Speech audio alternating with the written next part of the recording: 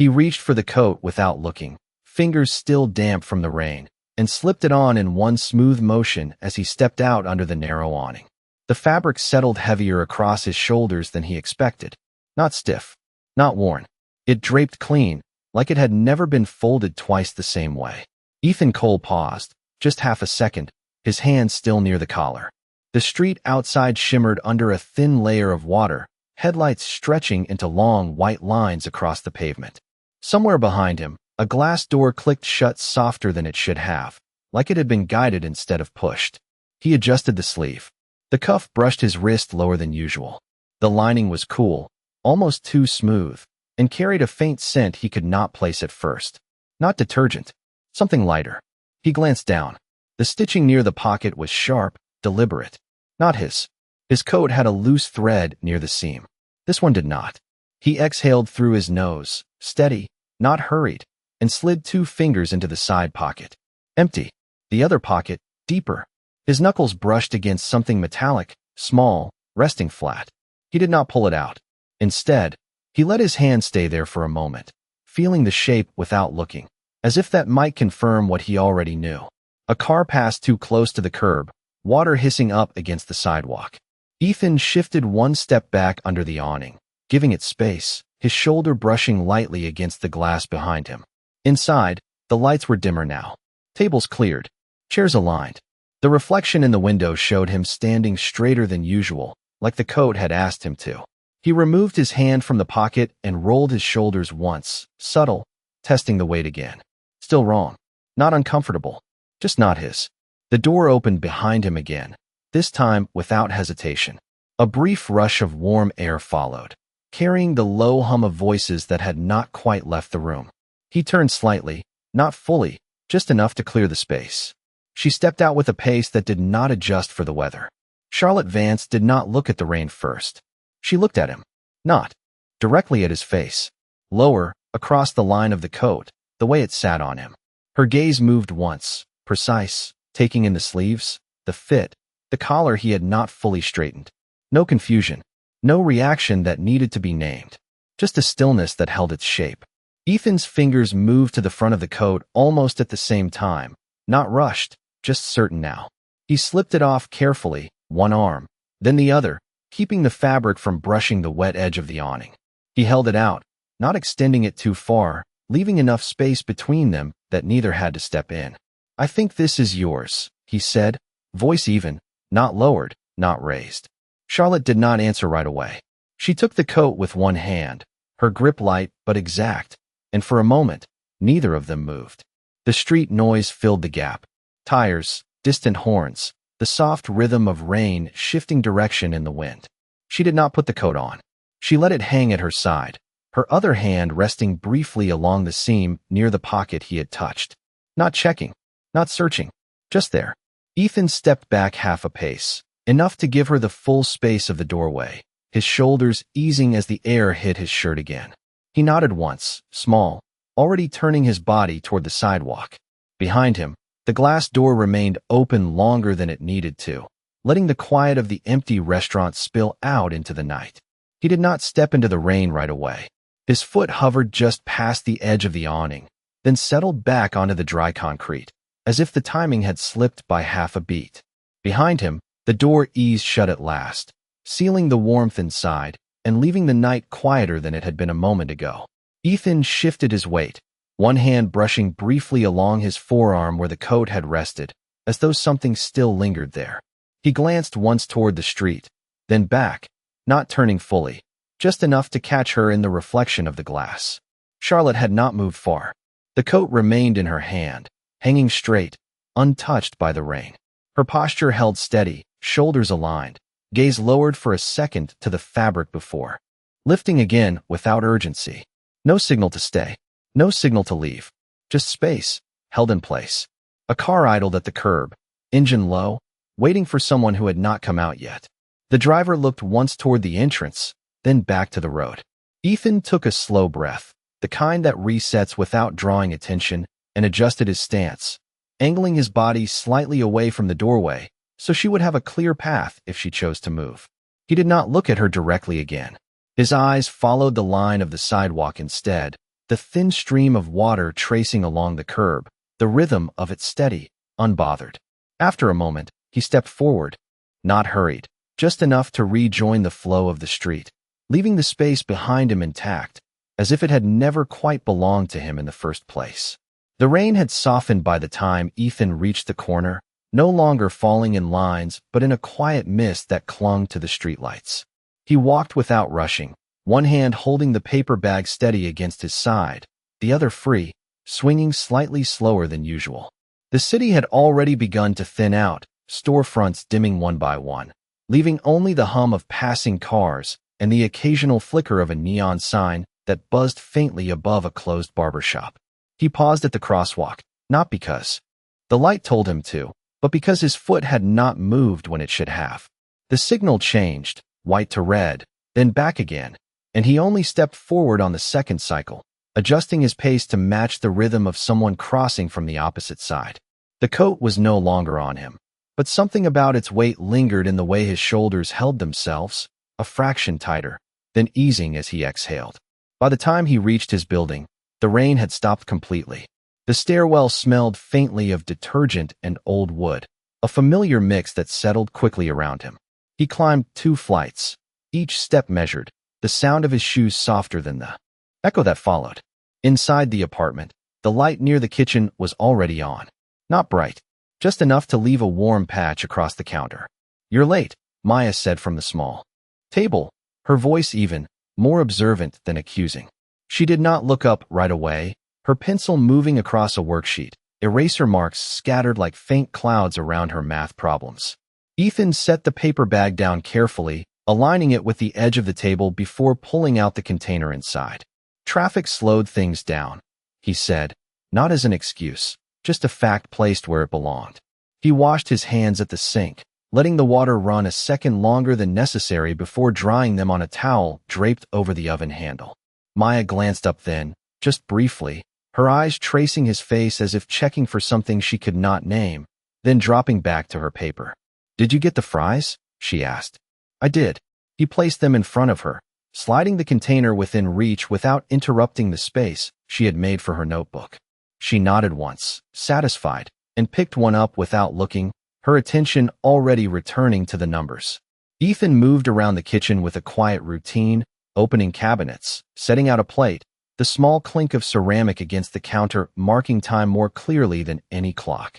He leaned against the edge for a moment, not sitting, just letting his weight rest there while he watched Maya count under her breath, her lips moving slightly as she worked through a problem. The window above the sink reflected the room back at him, layered with the faint outline of the street beyond.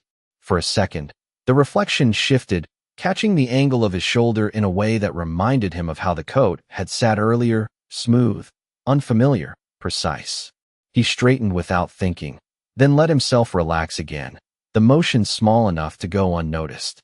"You skipped number 6, he said after a moment, nodding toward her paper. Maya frowned lightly, tracing back over her steps before correcting it without comment. "Thanks." He nodded once, the exchange complete. Dinner passed without much talking, the kind of silence that did not need filling. Afterward, he rinsed the containers, stacking them neatly to dry, his movements steady, deliberate. Maya gathered her papers, sliding them into her backpack with more care than usual, as if the edges mattered tonight. "Can I stay up 10 more minutes?" she asked, already halfway to the couch. Ethan glanced at the clock, then at her, weighing something small and invisible before nodding. 10. She smiled, quick and quiet, and curled into the corner with a book, the lamp beside her casting a soft circle of light that did not reach the rest of the room. Ethan turned off the kitchen light, leaving only that one lamp and the faint glow from the hallway.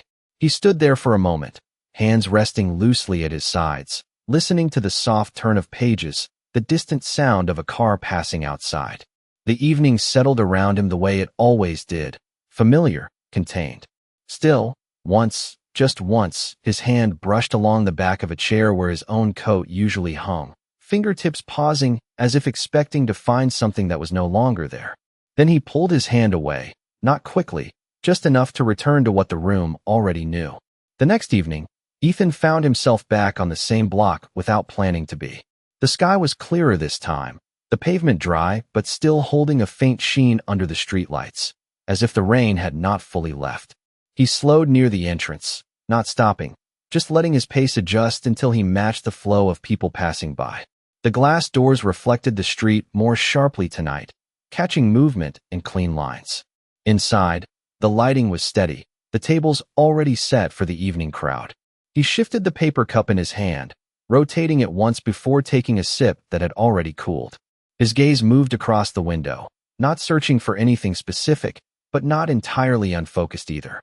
A couple stepped out, laughing softly, their voices carried briefly before fading into the traffic.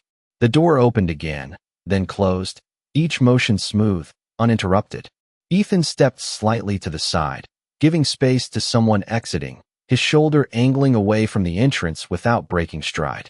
For a moment, his reflection aligned with the interior again, and he noticed how the light from inside caught along the line of his shirt, flattening it into something more precise than it was. He adjusted the hem with 2 fingers, a small correction, then let his hand fall. A valet nearby shifted his weight, keys clinking once before settling.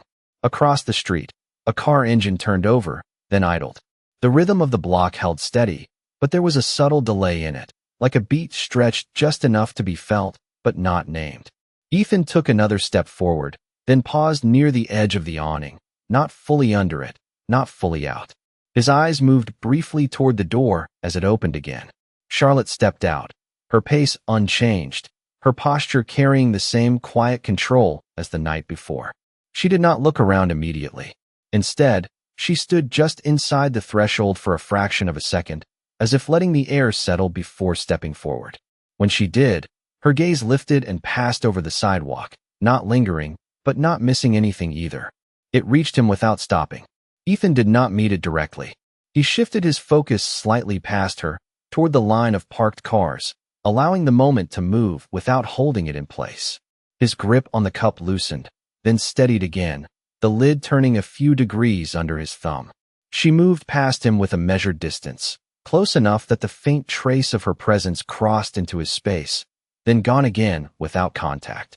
The door behind her closed with a soft seal, and the interior light flattened back into reflection. Ethan stepped forward then, merging into the sidewalk as if the timing had finally caught up.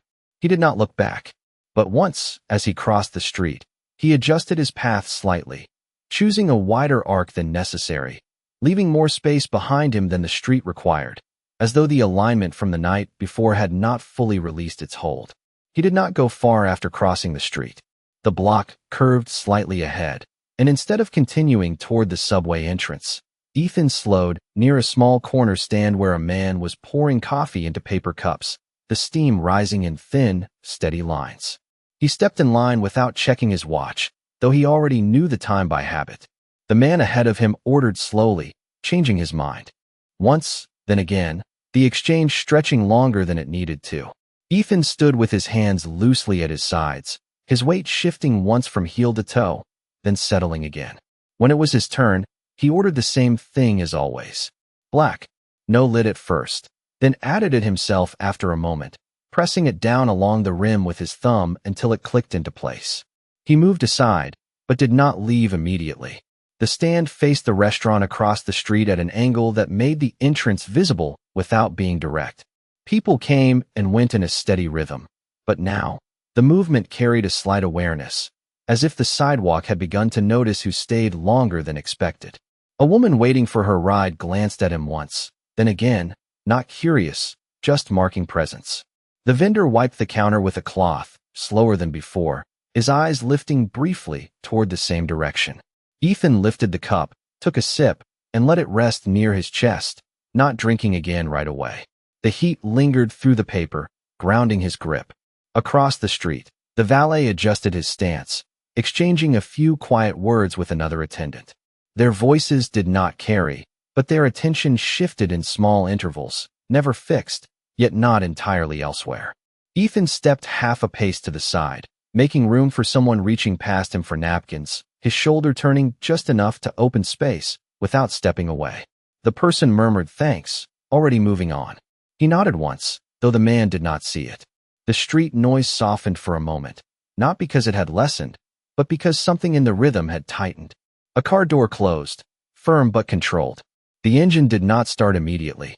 Ethan's gaze moved there, then away, tracing the line of parked cars until it returned to the entrance again. The door opened. Charlotte stepped out once more, this time followed by two others who slowed just behind her, speaking in low tones that faded as she continued forward. She did not stop at the top of the steps. She paused one step down, enough to shift her position into the open, where the light met the street. Her head turned slightly, not scanning, not searching, but allowing the space to come into view. It was not directed, but it included him. Ethan did not move. His hand tightened once around the cup, then eased. He adjusted his stance, feet aligning more squarely beneath him, the kind of shift that held ground without announcing it. A man beside him reached for sugar packets, tearing one open with a quick motion that sounded louder than it should have. The vendor glanced up again, then back down. Charlotte descended the rest of the steps, her pace unbroken, her attention already moving forward, but the space around her held its shape a second longer than usual. The two people behind her adjusted their distance, falling slightly out of sync before correcting. Ethan took another sip, slower this time, the coffee cooler now. He lowered the cup and turned it slightly in his hand, aligning the seam with his thumb as if it mattered. He could feel the attention in the air, not fixed, not direct, but present enough to alter the timing of small things. The vendor cleared his throat softly. A car pulled up, stopping closer to the curb than necessary. Ethan stepped back just enough to give it space, his heel touching the edge of the curb before he shifted forward again. Charlotte passed the stand without stopping. As she did, her gaze moved once more, a brief alignment that held for a fraction longer than before, then released. Ethan did not meet it. He looked instead at the lid of his cup, pressing it once more along the edge, ensuring it was secure. When he lifted his head again, she was already a few steps away, the distance widening, the street returning to its usual flow. He finished the last of the coffee without rushing, then set the empty cup on the counter, aligning it with the stack of others before stepping away. The attention did not follow him fully, but it did not disappear either. It thinned, stretched, and lingered just enough to be felt as he moved down the block, his pace steady, unchanged, even as the space behind him held its shape a moment longer than it should have. He did not turn onto the next block right away.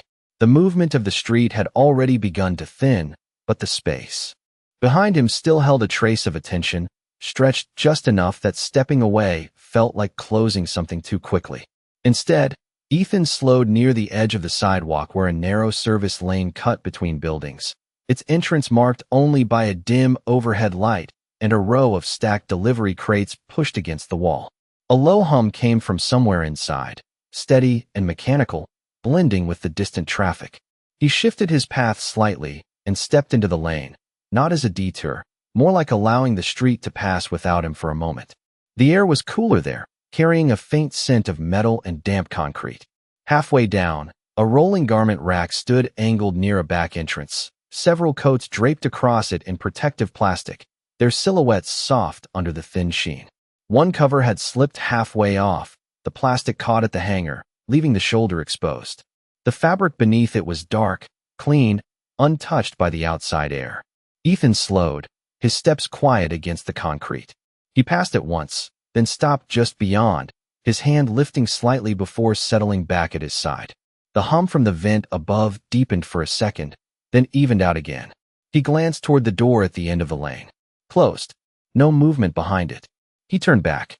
The plastic cover shifted faintly in the draft, brushing against the sleeve with a soft, uneven sound. For a brief moment, he stood there, not still, just held in place by the small imbalance of it. Then he stepped closer, one hand reaching up, not to adjust the coat itself, but to ease the plastic back over the shoulder, guiding it along the hanger until it fell evenly on both sides. His fingers pressed the edge down along the seam, smoothing it once, making sure it would not slip again. He did not rush the motion. When he was done, he lowered his hand and took a half step back, checking the line of the rack without leaning in. The coats hung evenly now, each one covered, each one returning to its place without drawing attention to the correction. He turned to leave, but paused again, just briefly, as something small caught his eye near the base of the rack. A metal clip, likely from one of the covers, had fallen to the ground, resting just beside the wheel. He bent down, picked it up, and slid it back onto the edge of the plastic, securing it with a quiet snap that echoed softly in the narrow space. The sound carried farther than expected, then disappeared. If you notice something out of place, you fix it. Not because anyone is watching, but because leaving it that way does not sit right. Ethan did not look around to see if anyone had heard. He stepped away from the rack and continued down the lane, his pace steady, the hum of the vent fading behind him. At the far end, the door opened before he reached it. Charlotte stood there, one hand on the handle, as if she had just stepped out or had been about to. The light from inside framed her silhouette, sharper than before, the space behind her quieter, contained. Her gaze moved past him first, taking in the lane, the rack, the now still plastic covers, then returned to him without pause. It stayed there a fraction longer than it had on the street. Not questioning, not approving, just registering. Ethan did not slow. He adjusted his path slightly to give her room to step forward, his shoulder angling just enough to pass without contact. As he moved by, the faint rustle of the plastic behind him remained absent, the rack holding its place without shifting. Charlotte's hand remained on the door for a moment after he passed, her posture unchanged, but the space between them had shifted in a way that did not need to be named. Ethan reached the end of the lane and stepped back onto the main sidewalk, the sound of the city returning in full, but carrying something quieter within it, like a note held just beneath the surface, waiting to resolve. The door remained open a second longer than it should have. Not wide, not inviting, just enough to let the light from inside stretch into the narrow lane, catching the garment rack in a clean, uninterrupted line. Charlotte did not step out right away. Her hand stayed on the handle, fingers resting lightly, as if the motion of opening had not yet completed itself. Her gaze shifted again, not toward Ethan this time, but to the rack behind him. The plastic covers held still. No uneven edges. No loose folds brushing against the sleeves. The metal clip he had secured caught the light, small, precise, exactly where it belonged. A man inside the doorway moved past her shoulder, carrying a clipboard, his steps quick until he reached the threshold. He slowed, just slightly, noticing the rack as he passed. His hand lifted halfway, then dropped, the adjustment already made. He did not need to stop. Charlotte's fingers tightened once on the door handle, then eased. She stepped out into the lane, but not forward. Instead, she angled slightly toward the rack, closing the distance by a step that was not part of her usual path. Her eyes moved across the line of coats, pausing briefly at the shoulder where the plastic now lay flat, then down to the clip.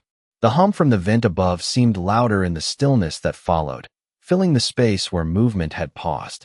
Ethan had already reached the end of the lane. He did not turn back. His pace did not change. The street ahead carried its usual rhythm, steady, predictable. Behind him, Charlotte remained where she was for a moment longer, her posture no longer aligned with the doorway but with the rack itself, as if something in that small correction had shifted her position without asking permission. Another staff member stepped into the lane, a young woman balancing a tray of folded linens. She slowed when she saw Charlotte standing there, her steps adjusting automatically, careful not to pass too close. "Everything okay?" she asked softly, the question more about space than concern. Charlotte did not answer immediately. Her gaze lifted from the rack, following the line of the lane toward the street where Ethan had just disappeared into the flow of people.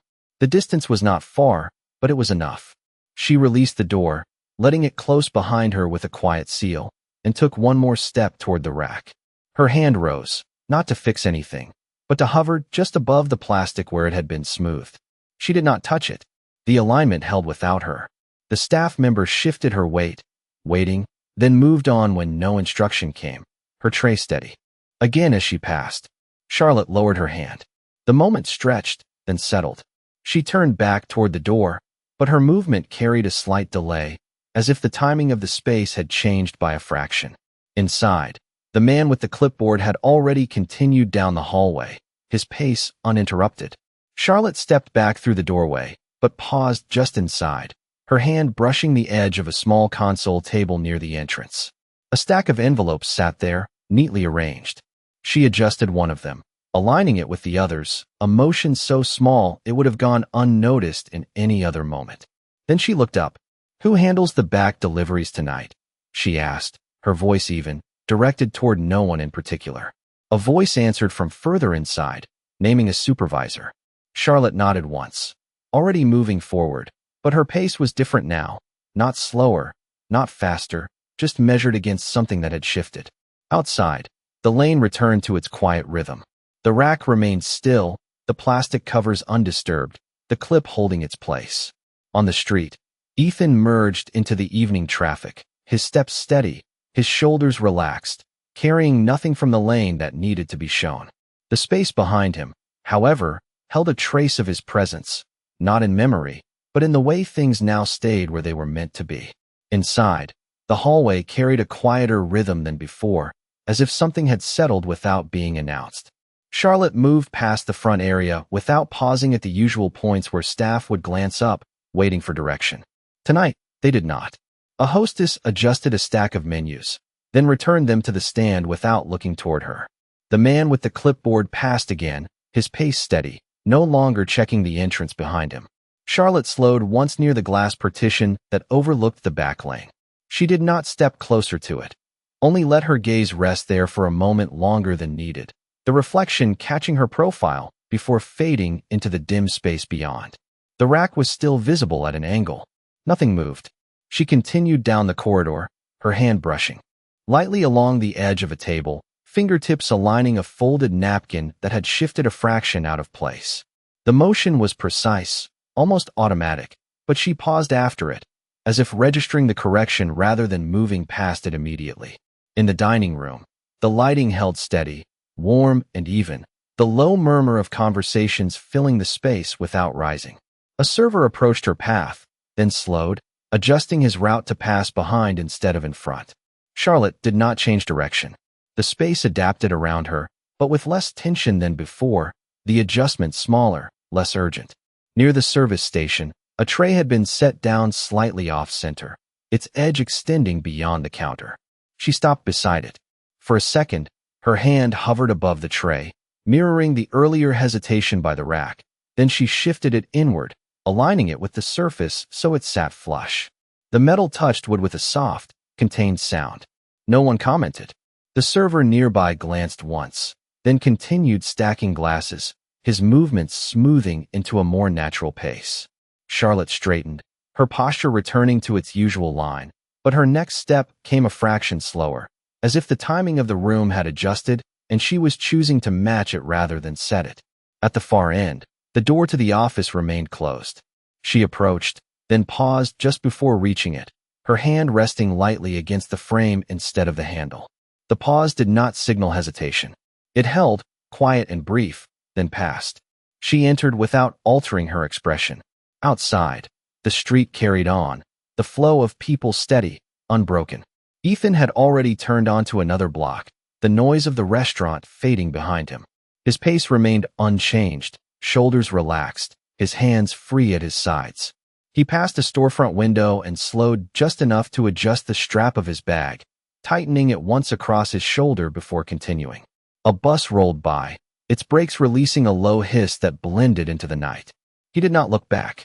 The movement of the city returned to him fully now, unmarked, familiar. Back inside, Charlotte set a folder down on her desk, but did not open it right away. She stood for a moment, the quiet of the office surrounding her, the sounds from the dining room muted behind the walls. Her hand moved once more, aligning the corner of the folder with the edge of the desk. Then she stepped back, leaving it exactly where it was. The room held that position, steady, unchanged, yet not quite the same as before. Charlotte did not sit down right away.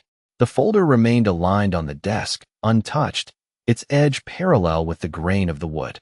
She stood a moment longer than necessary, her hand resting lightly on the back of the chair, fingers not gripping, just placed there as if measuring the space before committing to it. The office was quiet, the kind of quiet that carried its own weight without pressing. From beyond the walls, the restaurant continued in a steady rhythm, voices low, glass touching glass in soft intervals, nothing out of place. She moved finally, not toward the chair, but back to the door. When she opened it, she did not step through immediately. The hallway outside was unchanged, staff moving with quiet efficiency, Their attention spread evenly, no longer narrowing as she passed. A server crossed from one side to the other, glancing once, then continuing without adjusting pace. Charlotte stepped out, closing the door behind her with a controlled motion, the latch settling without sound. She walked the length of the corridor, her steps even, but something in the timing had shifted, a fraction slower at each transition point, as if she was allowing the space to move around her rather than directing it forward. Near the service station, the tray she had aligned earlier remained in place. No one had disturbed it.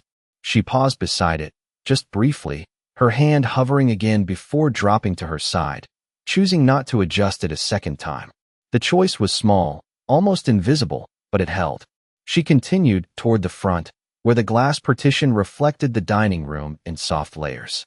This time, she stepped closer. Not enough to draw attention, just enough to see past the reflection into the darker line of the back lane beyond. The rack was no longer visible from this angle, but the space it occupied felt accounted for, settled into itself. A guest approached the host's stand, speaking quietly, and the hostess responded without looking towards Charlotte for confirmation. Charlotte remained where she was for a moment, her gaze steady, then shifted her focus to the entrance. The door opened, letting in a brief wash of cooler air, carrying the faint scent of the street. No one she recognized entered. The door closed again.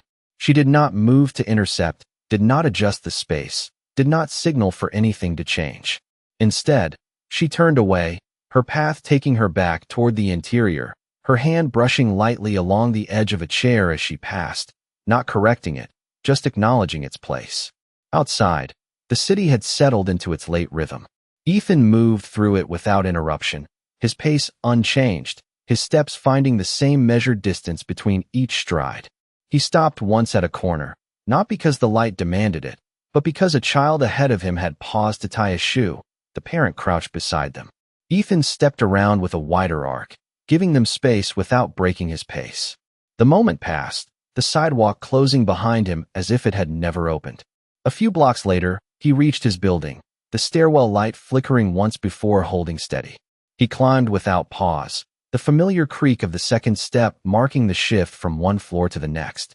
Inside, the apartment was dim, the lamp still on near the couch. Maya had fallen asleep with her book open against her chest, the pages slightly bent where her fingers had loosened their grip. Ethan set his keys down quietly, aligning them with the edge of the counter before moving to her side. He lifted the book, closing it carefully, and placed it on the table, straightening it once so it sat flat. Then he pulled the blanket up over her shoulder, adjusting it just enough to cover her arm, without waking her. He stood there for a moment, not still, just present, his gaze resting on the small rise and fall of her breathing. The room held its shape, quiet and complete. He turned off the lamp, leaving only the faint light from the hallway to outline the space. Somewhere in the distance, a car passed, the sound soft, steady, fading as it moved on. If you have ever noticed how a small action can change the weight of a moment, you already understand more than most. Thank you for staying with the story.